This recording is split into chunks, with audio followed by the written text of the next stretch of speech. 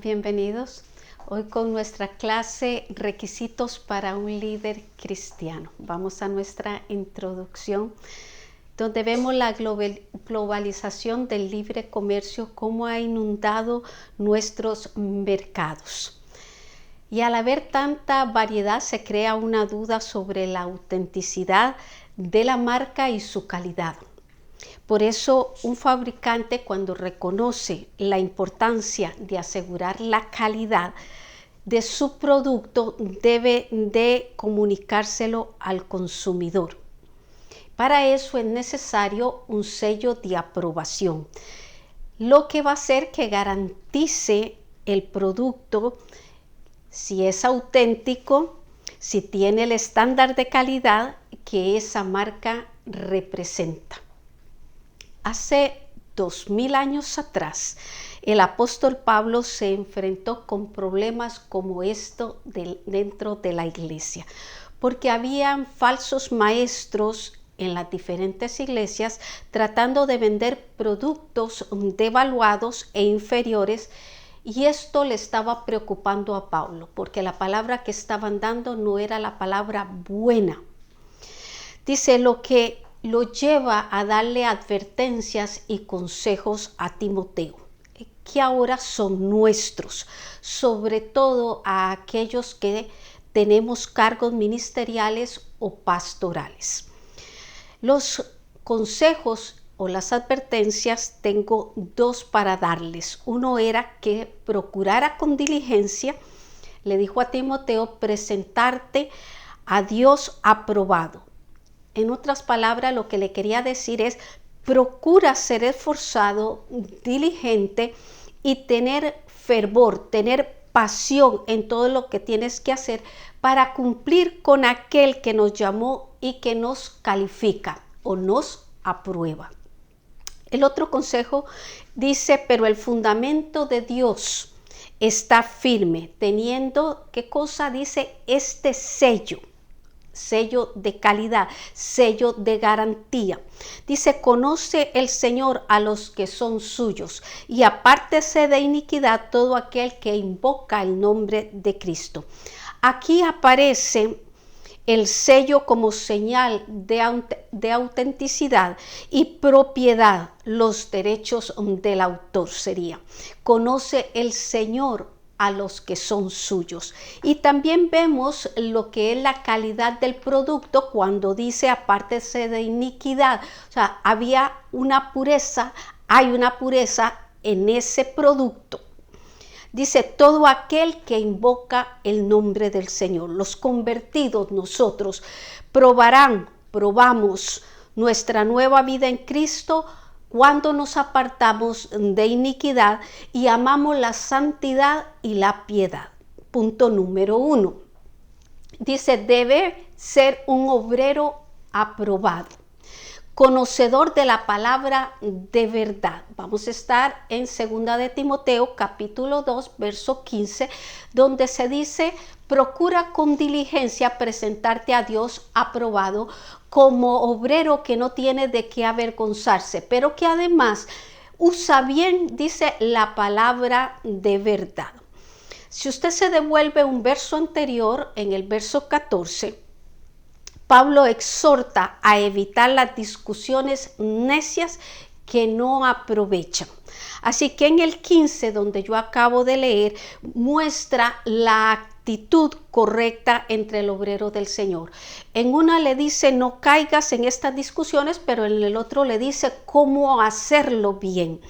Aquellos, los del verso 14, lo que hacían con su palabrería era buscaban con ella el aplauso humano. Entonces se le dice a Timoteo, pero tú evita el deseo de exhibirte ante los hombres y busca con diligencia presentarte a Dios aprobado, para que cuando Dios te examine, para que cuando Dios nos examine, no encuentre en Timoteo y ahora en nosotros nada de lo que tengamos que avergonzarnos. Uno de los aspectos de la aprobación divina que Timoteo debía de procurar y nosotros también, es usar bien la palabra de verdad. Esto porque no todo el que usa la Biblia lo hace bien. Muchos la usan para manipular o justificar sus propios asuntos. Vea la expresión usar bien. En vez de decir usar bien, podemos decir cortar rectamente, llevar un rumbo derecho. Se usaba también para hacer el trazo de una carretera en línea recta o para arar un surco recto. Y metafóricamente esta frase se usaba para realizar un trabajo, dice, con cuidado y con precisión. Calvino, el reformador, la relacionó con un padre de familia que divide los alimentos durante la comida, cortándola de tal manera que cada miembro de su familia recibiera la porción correcta, necesaria y adecuada. Mejor ilustración no podemos encontrar. Dice, la aprobación de Dios no solo es por nuestra manera de vivir, sino también es nuestra intención, y cómo deseamos dentro de nosotros conocer la palabra del Señor para poderla exponer de una manera cuidadosa, con precisión. Dice, un obrero aprobado no distorsiona la verdad, no la va a adulterar, no la va a mutilar, ni tampoco la va a cambiar, sino que usa toda la palabra, dice, con precisión. Punto B. Capacitado para defender la sana doctrina. Esto es un buen obrero. 2:16 nos dice, mas evita profanas y vanas palabrerías, porque conducirán más y más a la impiedad. Dice, frente a la palabra de verdad que acabamos de terminar de comentar, se presentan ahora las profanas y vanas palabrerías. Se trata de palabras vacías, sin provecho para aquel que lo escucha, pero también dice que son profanas, en otras palabras, no son santas, por lo cual resulta perjudicial oírlas. El obrero o líder cristiano debe de evitar este tipo de discusiones.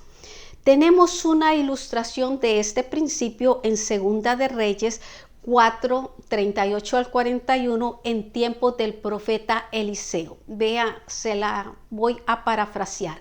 Pon una olla grande y haz potaje para los hijos de los profetas.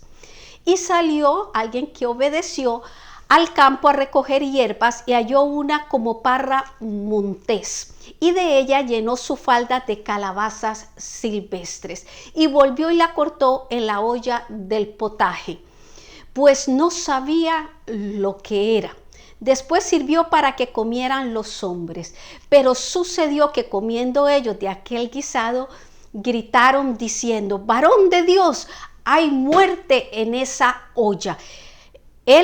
Eliseo entonces dijo, tráigame harina, y la esparció en la olla y dijo, da de comer a la gente, y no hubo más mal en aquella olla. De la misma manera nos encontramos en situaciones donde se han introducido elementos nocivos, perjudiciales, que no van con la sana doctrina que encontramos en la palabra de Dios. Y la mejor manera de combatirlas, de combatir este error, es enseñando la verdad. Debemos evitar el error. ¿Por qué? Porque el error en esta situación trae un efecto destructor. Porque este verso dice, porque conducirá más y más a la impiedad. No olvidemos la relación directa entre el error doctrinal y la conducta pecaminosa. Una vez que se cae en el error doctrinal, se caerá en una mala conducta. Vea lo que dice el verso 17. Y su palabra carcomerá como gangrena, de los cuales son Himeneo y Fileto. La expresión que Pablo usa para explicar la influencia mortal de estos engañadores es su palabra carcomerá como gangrena. ¿Qué era la gangrena? Dice una enfermedad mortal que se va extendiendo por todo el cuerpo y tienen que llegar inclusive a mutilar miembros cuando ya está avanzado demasiado. Esto es lo que ocurre con la falsa doctrina. Una vez que se deja entrar, es un veneno que se propaga con muchísima rapidez y hace una gran destrucción.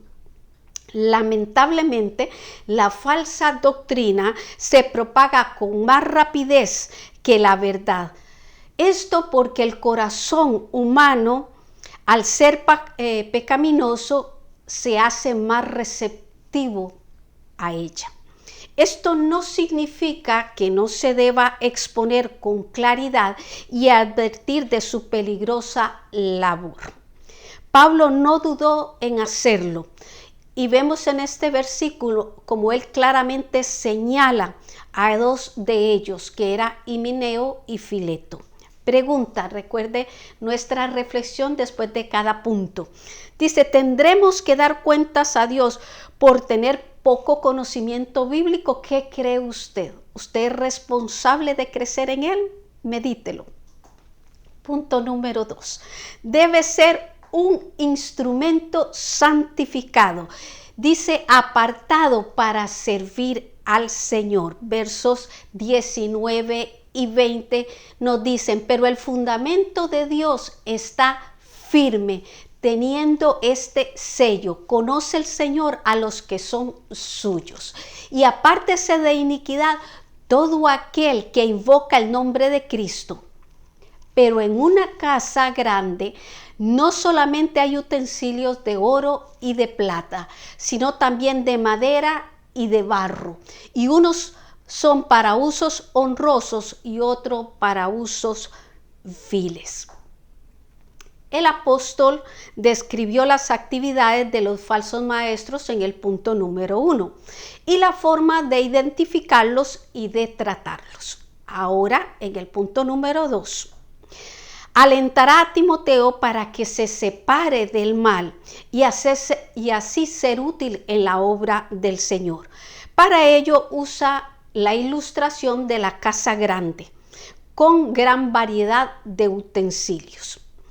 Aquí, en esta ilustración, se hace una división importante.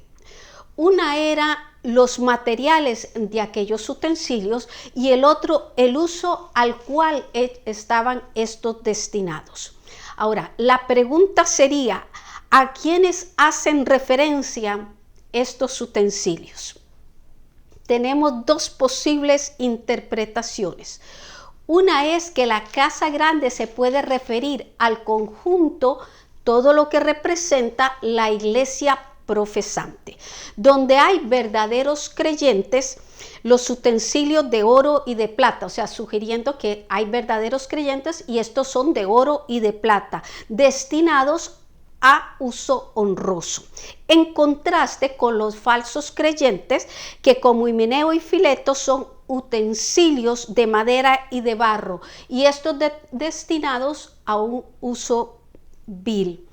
Esta interpretación, que es la primera que estoy dando, sirve para dar respuesta a la presencia de los falsos maestros en la iglesia. Y aunque temporalmente todos convivimos, finalmente el destino de cada uno será diferente. Así que el propósito del apóstol sería enseñarnos que no nos debemos de extrañar que los inconversos estén mezclados con los creyentes dentro de la iglesia. Tenemos una segunda interpretación y esta va más de acuerdo con lo que Pablo va a decir, donde sugiere que todos los utensilios tienen que ver con verdaderos creyentes, admitiendo que hay diferencias entre ellos.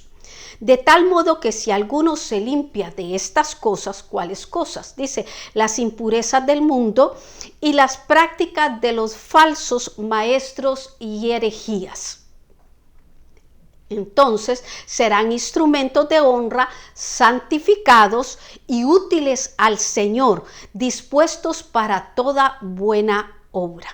Así que cada creyente decide si quiere que su vida sea útil o no al Señor. Eso depende de la decisión de limpiarse cada quien. Punto B. Santificado, dice, para toda buena obra debe ser el obrero, el líder. Dice el verso 21, así que si alguno se limpia de estas cosas, será instrumento para honra, santificado, útil al Señor y dispuesto para toda buena obra, es lo que acabo de decir. El propósito de Pablo es alentar a los creyentes a separarse del mundo y de aquellos que se han apartado de la sana doctrina. Es muy peligroso seguir en unión con ellos, con el fin de tener más posibilidades de santificarse, de consagrarse para servir al Señor. Para que un instrumento pueda ser honroso, debe, vuelvo a repetir, mantenerse limpio.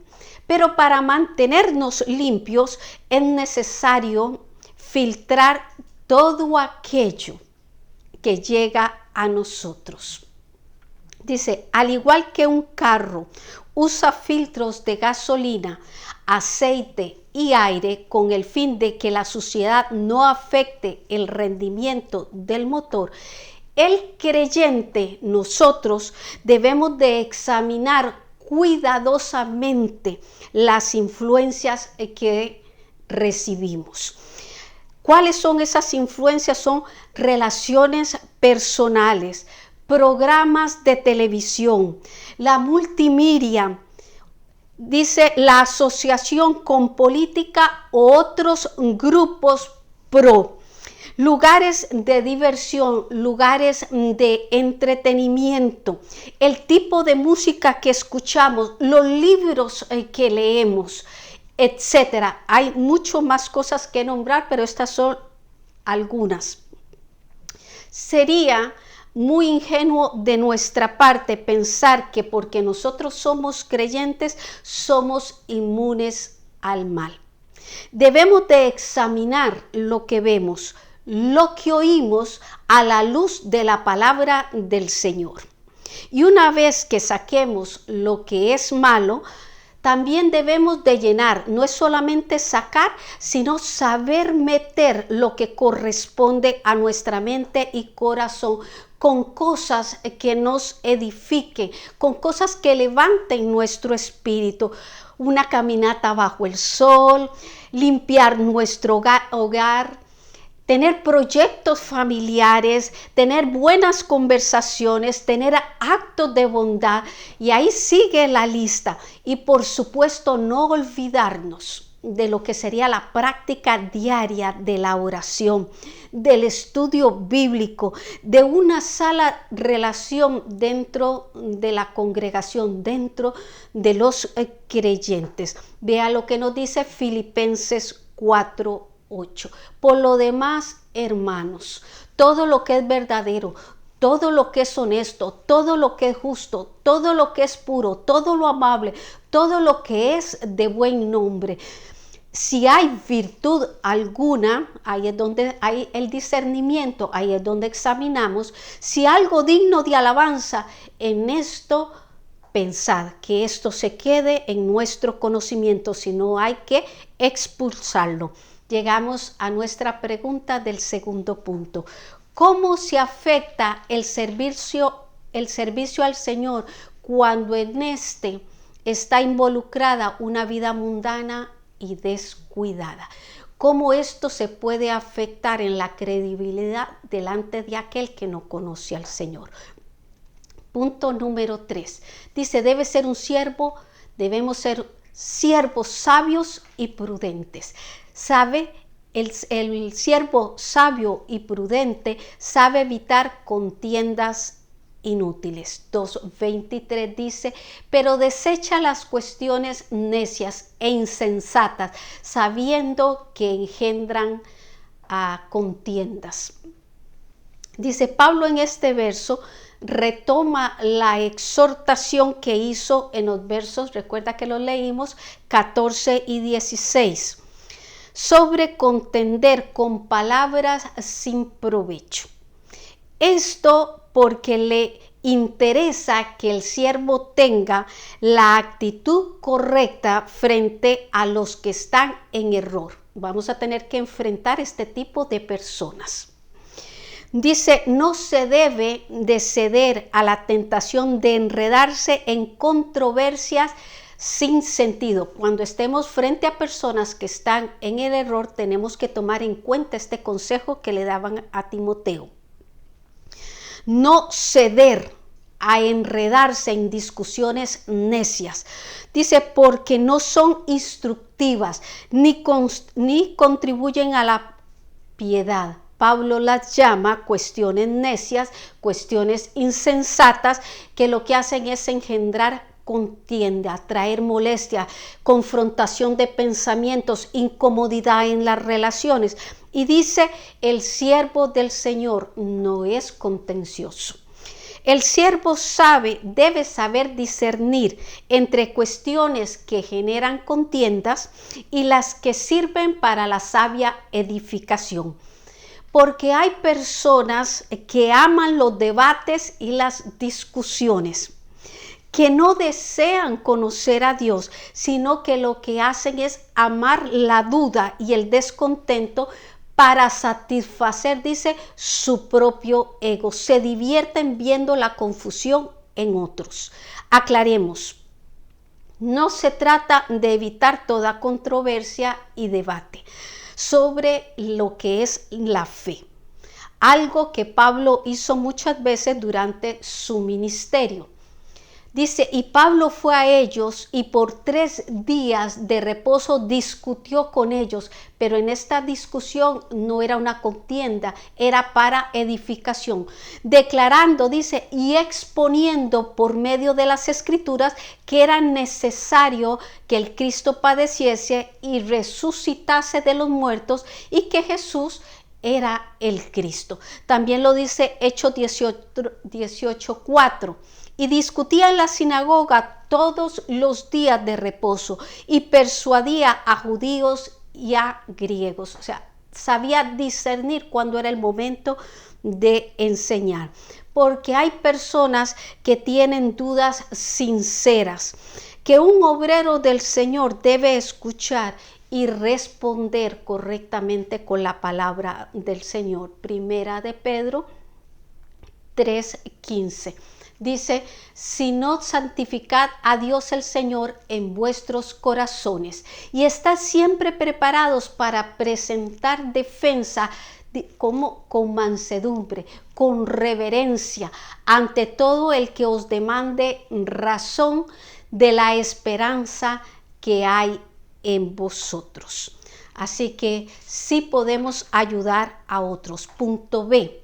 Sabe enseñar el siervo del Señor, el obrero, y corregir con amabilidad. Versos 2, 24, 26. Porque el siervo del Señor no debe ser contencioso, sino amable.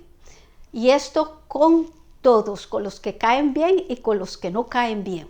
Apto para enseñar, sufrido, que con mansedumbre corrija a los que se oponen, por si quizá, recuerda la semana pasada que hablábamos de los escogidos, por si quizá Dios le conceda que se arrepientan para conocer la verdad y escapen del lazo del diablo en que están cautivos a voluntad de él.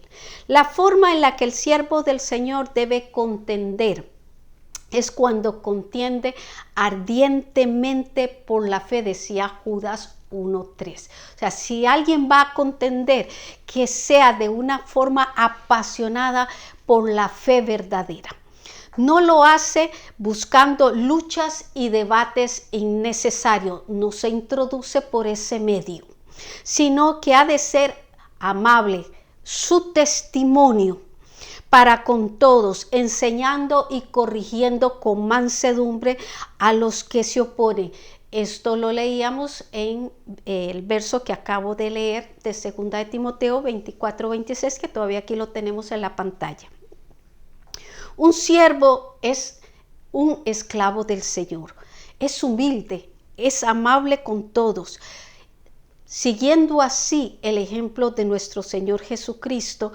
Si no, lean Mateo 11:29 y Primera de Pedro 2 del 21 al 24. Dice, tiene mansedumbre y es gentil en el trato con los demás. No nos olvidemos de esto. Esto implica o exime el ser orgulloso o jactancioso. También un carácter áspero e irritable. Tampoco el obrero aprobado es sarcástico o burlón. Al contrario, su finalidad debe ser siempre la de instruir, la de enseñar con una actitud accesible con quien se pueda conversar sin que esto se haga de una manera irritable, sin que haya un descontento. Ahora, lo cortés, dice el dicho, no quita lo valiente. Este siervo, nosotros como obreros, tendremos ocasiones donde tendremos que amonestar con cierta dureza. Vea lo que dice Tito 1:13. Este testimonio es verdadero. Por tanto, repréndelos duramente para que sean sanos en la fe. O sea, que haya firmeza y estabilidad cuando haya que aclarar dónde y cómo. Dice, no debemos ceder ante el engaño. Y en esta labor de corregir a los que se oponen, lo hará con paciencia, con mansedumbre, que es parte del fruto del Espíritu Santo en esa vida. Por eso es importante a la hora que nos presentamos, que nuestro testimonio diga que el Espíritu Santo vive en nosotros. Gálatas 5:22-23. La paciencia y la mansedumbre implica poder que está bajo control. ¿Por qué poder que está bajo control? Porque en muchas ocasiones nosotros tendremos el poder pero vamos a decidir no usarlo, sino utilizar la paciencia y la mansedumbre. Porque hay gente que oye y entiende, gloria a Dios, ¿verdad? Pero también hay gente que le toma tiempo y procesos para entender, para aprender. Y hay otros que presentan oposición para aceptar la palabra de Dios. Así que hay diferentes terrenos donde se siembra la semilla. En todo esto se debe demostrar apto para enseñar. No solo por su carácter, sino también por la capacidad para comunicar la verdad. Y para esto tendrá que conocer y usar bien la palabra de verdad. No obstante, aunque el siervo sea amable y capacitado para enseñar la palabra, se encontrará o nos encontraremos muchas veces siendo menospreciados o ridiculizados. También se encontrará con personas inoportunas, irritantes, que saben agotar la paciencia. Es entonces cuando se hará necesario ser sufrido, colocarnos en esa posición en vez de empuñar nuestras armas físicas. Esto implica paciencia en medio del menosprecio, la oposición, las injurias o las críticas injustas. Esto habla de templanza, sin perder la paz que el Señor pone en sus siervos y, muy importante, no acumular resentimientos, porque un obrero con resentimientos va a adulterar la enseñanza de la palabra de Dios, la hará parcializada. Llegamos al final de nuestro tercer punto con la pregunta: ¿qué expresiones del carácter podrían estorbar o impedir el servicio al Señor? Conclusión. Dice, el tema central de nuestra clase es el esforzarnos a presentarnos ante Dios como obreros aprobados, nos decía el verso 15. Esto significa que tiene que ser un obrero calificado, como un artesano que usa bien la palabra de verdad. Ser aprobado como un instrumento santificado y limpio, aprobado como siervo. El creyente es amable con todos. Así que ahí tienen las tres categorías que tratamos de abarcar. Nuestra próxima semana estaremos con la clase siguiendo un buen ejemplo. Que haya disfrutado la clase es mi deseo.